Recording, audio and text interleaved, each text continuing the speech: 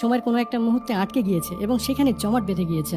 Martina ভাবতে শুরু করে যে হয়তো এই অদৃশ্য দেওয়ালের ওপারে সবাই হয়তো মারা গিয়েছে। এভাবে মার্টিনার জঙ্গলে তার দিন কাটতে শুরু করে।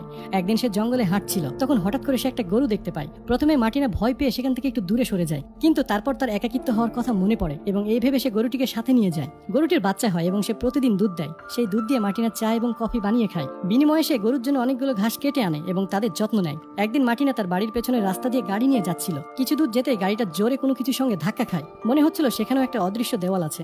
সেখান থেকে প্রায় 20 ফুট দূরে একটা গাড়ি এইভাবে আটকে আছে।